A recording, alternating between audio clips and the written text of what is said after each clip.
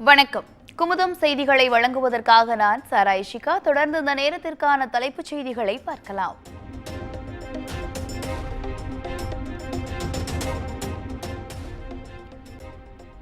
பதினெட்டாவது மக்களவையின் முதல் அமர்வு ஜூன் 24ஆம் தேதி கூடுகிறது. புதிய உறுப்பினர்கள் பதவியேற்ற பின் சபாநாயகர் தேர்வு நடைபெறும் என நாடாளுமன்ற விவகாரங்கள் துறை அமைச்சர் கிரண் ரிஜிஜு அறிவிப்பு.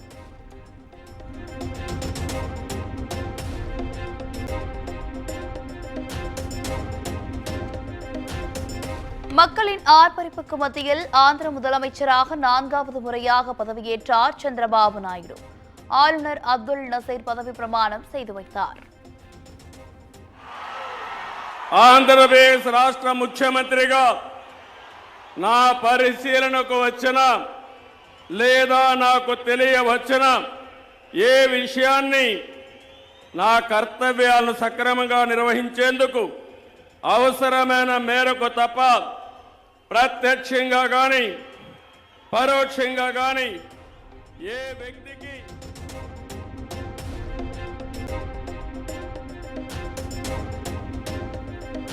ஆந்திர முதலமைச்சர் பதவியேற்ற சந்திரபாபு நாயுடுவுக்கு பூங்கொத்து கொடுத்து வாழ்த்திய பிரதமர் மோடி மேடையில் ஆற தழுவி வாழ்த்துக்களை தெரிவித்தார்.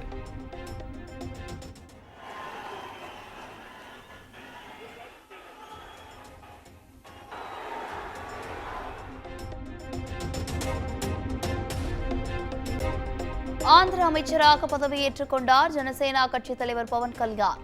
சந்திரபாபு நாயுடுவின் மகன் லோகேஷ் உட்பட 24 பேர் அமைச்சர்களாக பதவியேற்பு.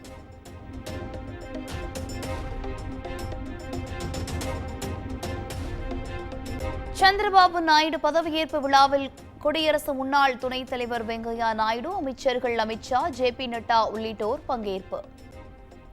நடிகர்கள் ரஜினிகாந்த், சிரஞ்சீவி உள்ளிட்ட திரை பிரபலங்களும் பங்கேற்பு.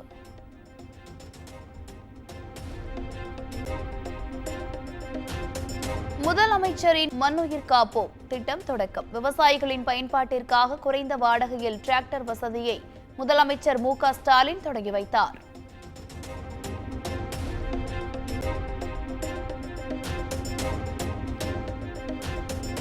சட்டம் ஒழுங்கு, போதைப்பொருள் தடுப்பு மற்றும் அரசின் நலத்திட்டங்கள் குறித்து 2வது நாளாக இன்று முதலமைச்சர் ஆலோசனை. அரியலூர், பெரம்பலூர் உள்பட 12 மாவட்டங்களின் ஆட்சியர்கள் பங்கேற்க உள்ளதாக அறிவிப்பு.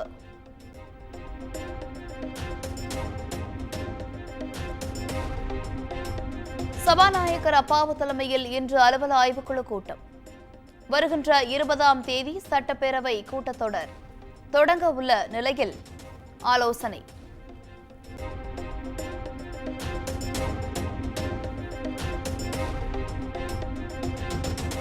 விலுவங்கோடு சட்டமன்ற உறுப்பினராக பதவியேற்றார் தாரகை கத்பட். முதலமைச்சர் மு.க. ஸ்டாலின் முன்னிலையில் பதவியேற்றுக் கொண்டார்.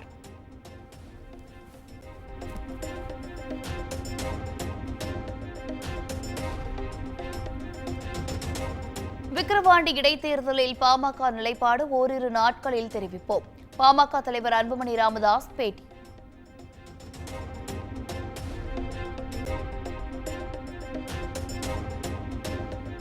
சென்னை டிபி சத்திரம் பகுதியில் பெட்ரோல் குண்டு வீசிய சம்பவத்தில் கைது செய்யப்பட்ட 2 வலது காலில் மாவுக்கட்டு. தனிப்படை போலீசார் துரத்திய போது அவர்கள் சுவர் ஏறி குதித்ததால் காலில் எலும்பு முறிவு ஏற்பட்டதாக போலீசார் தகவல்.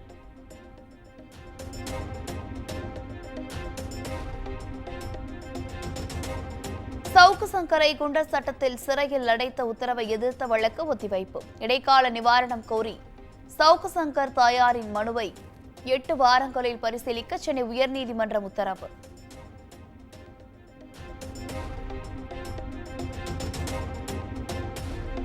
தமிழ்நாட்டில் வருகின்ற 17ஆம் தேதி வரை மிதமான மழைக்கு வாய்ப்பு. சில மாவட்டங்களில் படிப்படியாக வெப்பம் அதிகரிக்கும் என்றும் வானிலை ஆய்வு மையம் எச்சரிக்கை.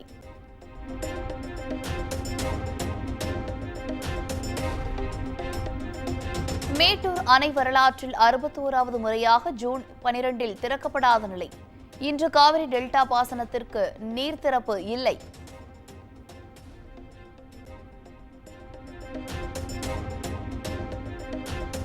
முல்லை பெரியாறு அணையில் நாளை மற்றும் நாளை மறுநாள் மத்திய கண்காணிப்பு குழு ஆய்வு. மத்திய நீர்வள ஆணைய பொறியாளர்கள், இரு மாநில நீர்வளத்துறை செயலாளர்கள் ஆய்வு நடத்துகின்றனர்.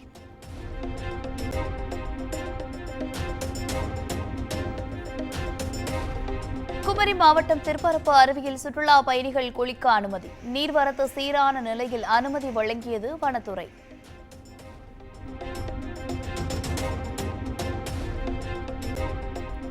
கொடைக்கானல் பேரிஜம் ஏரிக்கு சுற்றுலா பயணிகள் செல்ல அனுமதி.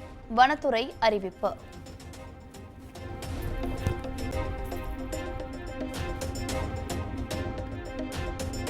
தருமபுர ஆதீனத்தின் ஆபாச வீடியோ உள்ளதாக கூறி பணம் கேட்டு மிரட்டிய வழக்கு. கைதான முன்னாள் உதவியாளர் செந்தில் மயிலாடுதுறை கிளை சிறையில் அடைப்பு.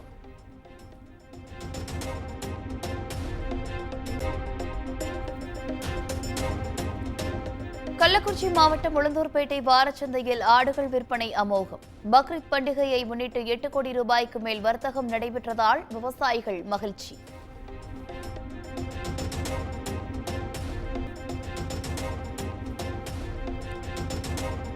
மத்திய நிதி அமைச்சராக மீண்டும் டெல்லியில் பொறுப்பேற்றுக் கொண்டார் நிர்மலா சீதாராமன். மத்திய சாலை போக்குவரத்து நெடுஞ்சாலைத்துறை அமைச்சராக நிதின் கட்காரியும் பொறுப்பேற்றுக் கொண்டார்.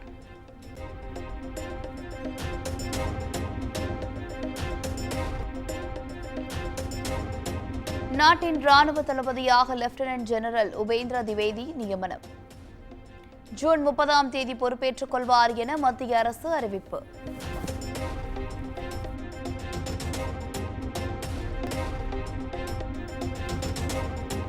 T20 உலகக்கோப்பை தொடரில் ஆஸ்திரேலியா அணி சூப்பர் 8 சுற்றுக்கு தகுதி. குரூப் போட்டியில் நமீபியாவை 9 விக்கெட்டுகள் வித்தியாசத்தில் வீழ்த்தி அசத்தல்.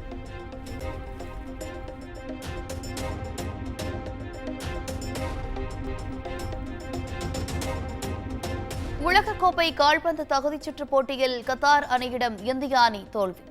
3வது சுற்றிற்கு முன்னேறும் வாய்ப்பை இழந்தது இந்தியா.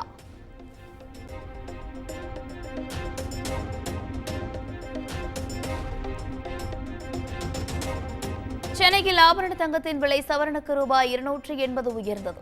கிராம் 6680 ரூபாய்க்கும் சவரனுக்கு 53,440 ரூபாய்க்கும் விற்பனை.